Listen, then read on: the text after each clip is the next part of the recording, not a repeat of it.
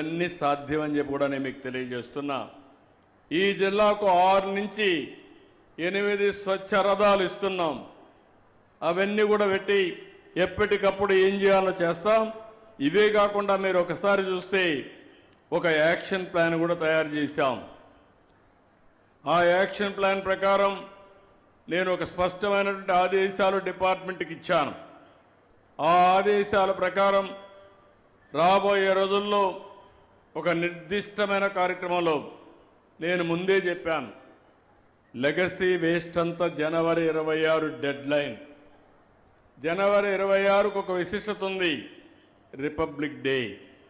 అదే మాదిరిగా door to door collection urban ఏరియాలో ఫిబ్రవరి 15కి ఇంటింటి దగ్గర చెత్త కలెక్ట్ చేసే బాధ్యత పట్టణ ప్రాంతాల్లో పూర్తి చేస్తారు, 100% చేస్తారు.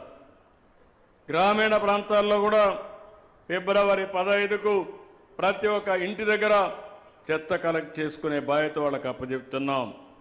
ఇంకొక పక్కన మీరు చూస్తే పొడి చెత్త తడి చెత్త వేరు చేసే కార్యక్రమం అక్టోబర్ 26కి అంటే గాంధీ జయంతి రోజున 100% చేయాల్సిన అవసరం ఉంది. గ్రామీణ ప్రాంతాల్లో కానీ పట్టణ ప్రాంతాల్లో కానీ చేయాల్సిన అవసరం ఉంది.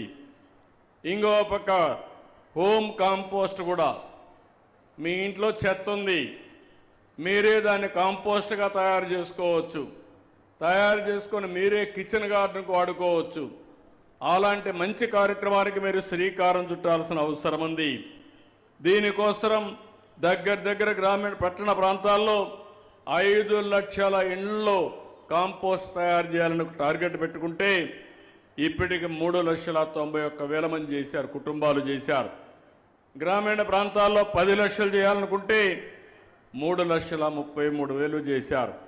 మార్చి 26కి పట్టణ ప్రాంతాల్లో 5 లక్షలు, గ్రామీణ ప్రాంతాల్లో 10 లక్షల కాంపోస్ట్ తయారు చేసే కేంద్రాల్ని ఏర్పాటు చేయాల్సిందిగా మీ అందరికీ విజ్ఞప్తి చేస్తున్నా. ఇది కాకుండా కిచెన్ గార్డెన్లు, మీ ఇంటి దగ్గరనే కూరగాయలు పండిస్తే మీ ఆరోగ్యం ఎంత బాగుంటుందో ఒక్కసారి ఆలోచించండి. ఇప్పుడు నేను అక్కడ చూశాను, వెల్ఫేర్ హాస్టల్కి వెళ్ళాను, సోషల్ వెల్ఫేర్ రెసిడెన్షియల్ స్కూల్కి వెళ్ళాను. భూమి ఉంది, కూరగాయలు బయట కొంటున్నారు. ఎంత అవుతుందని అడిగాను, 50,000 అవుతుందన్నారు. 50,000 పెట్టుకొని ఒక 5 మంది గార్డెనర్స్ని పెట్టుకొని వాళ్ళకు ఉండే భూమిలో కూరగాయలు పండిస్తే పిల్లల ఆరోగ్యం ఎంత బాగుంటుందో ఒక్కసారి